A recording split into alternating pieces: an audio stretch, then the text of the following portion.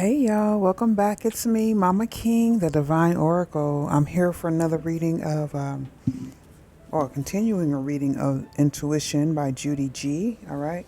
Chapter 6 is what I'll read from today, and it is entitled The Physiology of Fear and Trust.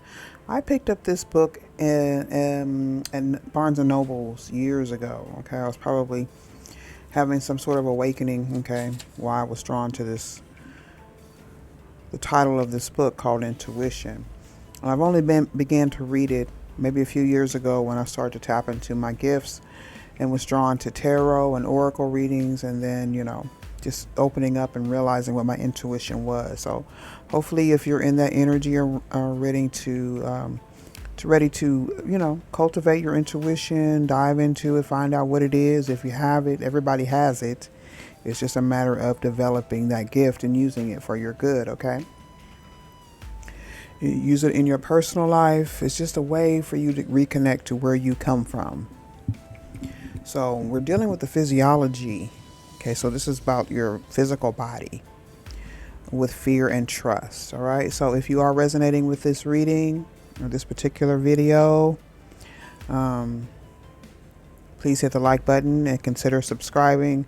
Also have another playlist that I'm reading from the Great Cosmic Mother, and that's been going very well. So if you haven't checked that out, please do so. And they kind of go hand in hand, okay? So, Chapter 6, The Physiology of Fear and Trust. When developing the intuition, we are focusing on developing sensitivity and attunement to the profound and subtle energy flows. The energy flows occurring around us. Okay, the energy flows. It just flows. There's flows, or several, many, that are occurring around us in both our external environment and within our physical and energetic bodies. The five senses of the physical body, touching, tasting, hearing, smelling, and seeing, are the information gatherers for the brain. They are its antennae. The brain, though situated within the skull, is connected to the entire physical body through a complex system of nerves, which never cease relaying information back to the brain. The mind, conscious awareness, exists throughout the entire body, within every cell of the body. Every second, huge amounts of sensory information are gathered by the five primary senses and travel to a section of the brain known as the hypothalamus. Thalamus. I just studied this morning. This is amazing. The hypothalamus. Yeah. The hypothalamus is like a vast centralized computer. It analyzes and deciphers the information it receives and decides what to do with the sensory input it has stored or sorted. Some information is sent to the section of your brain that brings sensory input to your conscious awareness. For example, if you put your hand on a hot stove, you get a message very quickly and very consciously to remove your hand from the heat. However, most of the information, approximately 95%, is transferred to your unconscious mind. Your physical body responds physiologically to this sensory input, often without registering on a conscious level. If your brain receives sensory information it considers threatening to your well-being, it directs the hypothalamus to alert the pituitary gland, the master gland of the body. This gland directs the adrenal glands to secrete hormones, which are glandular substances. I barely got that one out, didn't I? That help your body cope with a threatening situation by fighting, running away, or freezing, becoming paralyzed by fear. This function is known as the fight or flight mechanism. Its purpose is simply to ensure your survival in life-threatening situations. When the fight or flight mechanism is activated, other body functions are temporarily suppressed. Only the threatening situation has been resolved. Normal physiological balance is restored.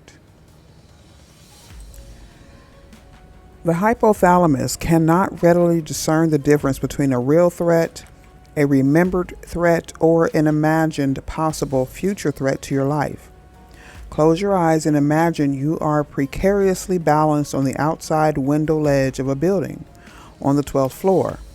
The window is closed, the ledge is narrow, the wind is gusty and blowing hard. Your body will physiologically adapt itself to protect you from possible death. This happens even though, in reality, you are sitting in a comfortable armchair, imagining this scenario in your mind. What is perceived by an individual in life as threatening depends largely on cultural and family conditioning, as well as on personal life experience. If a person thinks a situation is threatening, it becomes threatening in his or her imagination, and the body reacts accordingly. Only a limited amount of information can be stored and accessed in the conscious mind at one time. So most of the memories and accumulated experiences of life are stored in the unconscious mind. The hypothalamus refers to this accumulated experience stored in its computer banks in order to, did I say refers? Yeah, refers to it to decide how to direct the body to respond to any given situation. The directions it gives depend largely on the habitual reactions that you have programmed in your mind, in your brain. Okay, this is related to your shadow work. A habit is simply the same decision made over and over again. You have learned to survive many threatening situations in your life, so this process has functioned successfully for you on many occasions. However, there are many instances when a habitual reaction is, in fact, not the most useful choice in a situation, or the one apt to bring about the best possible outcome.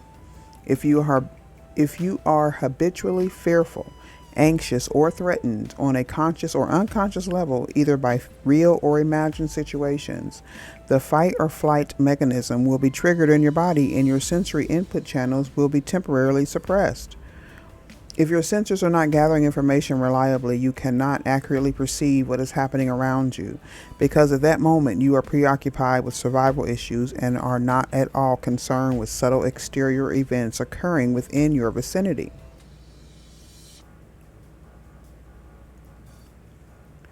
Your intuition relies on the balanced and regular functioning of your senses to operate and bring you conscious awareness of events occurring around and within you. If you are in a state of fear, if your body mind is tense and unreceptive because you are engaged in the survival tactics of freezing, fighting, or fleeing, your intuition cannot function. The intuition can only be fully functional when you are relaxed, when you feel safe, secure, and trusting of the environment surrounding you. When you feel safe, the muscular system of the body can relax, and the mind, which is awareness, can operate in a state of relaxed alertness. When you are relaxed, the body functions in a state of homeostasis, a state of balance. And when you are in a state of balance within yourself, you naturally feel safe and secure. And when you feel safe, you can allow yourself to be vulnerable, available, and open to your internal and your external environments. This is when the blessings come, y'all. So in intuition development, it is essential to learn to relax and be available so that your intuition can begin to function for you. Habitual fear reaction patterns must be addressed, diffused, and resolved so that an inner state of relaxed alertness becomes a preferred habitual way of life. Intuition development teaches breathing, grounding, and centering techniques you can use in daily life to maintain a state of relaxed awareness. In this state, your senses can be fully open to receive the complete range of sensory information occurring all around you. When you feel clearly, hear clearly, and see clearly, you will naturally maintain a greater equilibrium in yourself and in your interactions with others. Gaining control over the chronic activation of the fight or flight mechanism of the body requires self-monitoring. Watch yourself.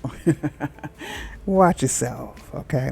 And an awareness of inner thought patterns and habits. Self-awareness is an acquired habit developed over time by personal choice and self-investigation. To be self-aware, you must be willing to be honest with yourself and accept responsibility for your own personal growth.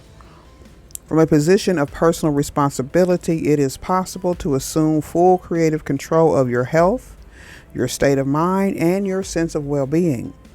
Your intuition is a subtle, delicate, and very powerful aspect of your being that requires a very specific environment in which to function optimally. Your physical body is the environment through which the intuition integrates your experiences in life. And for this reason, the state of the body and mind must be fully addressed and transformed for you to obtain the best results from developing your intuition. And I wish you the best. Stay blessed and grounded, and I'll see you next time. Bye bye.